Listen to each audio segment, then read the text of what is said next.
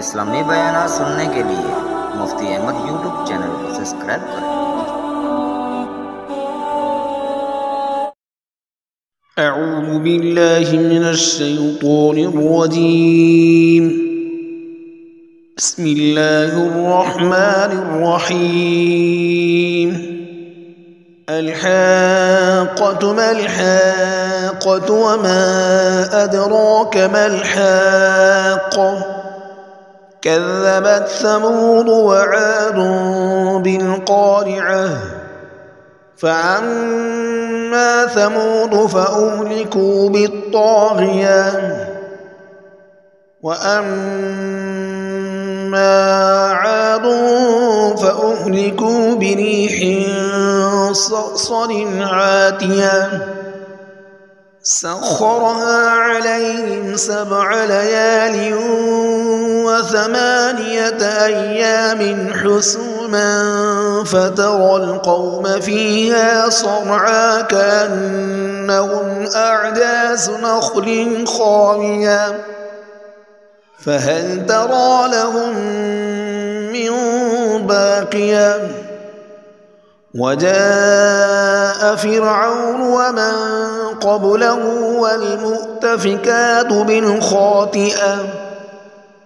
فعصوا رسول ربهم فأخذهم أخذة رابية إنا لما طغى الماء حملناكم في الجارية لنجعلها لكم تذكرة وتعيها أذن واعية فإذا نفخ في الصور نفخة واحدة وحملت الأرض والجبال فدكتا دكة واحدة فيومئذ وقعت الواقعة وانشقت السماء فهي يومئذ واهية والملك على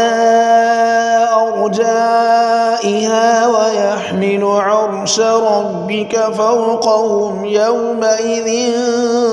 8 يومئذ تعرضون لا تخفى منكم خافية فأما من أوتي كتابه بيمينه فيقول هاؤم اقرءوا كتابيه إني ظننت أني ملاق حسابيه فهو في عيشة راضية في جنة عالية قطوفها دانية كلوا واشربوا هنيئا بما أسلفتم في الأيام الخالية وأما من أوتي كتابه بشماله فيقول يا ليتني لم أوت كتابيه ولم أدر ما حسابيه يا ليتها كانت القاضية ما أغنى عني ماليه هلك عني سلطانيه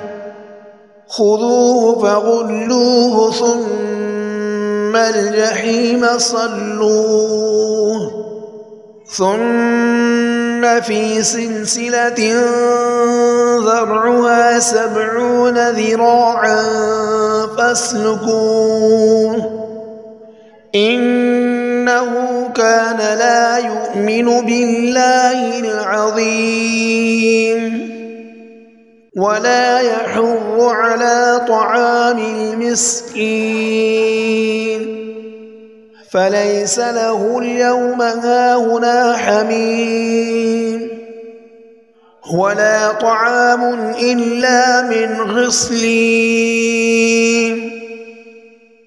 لا يأكله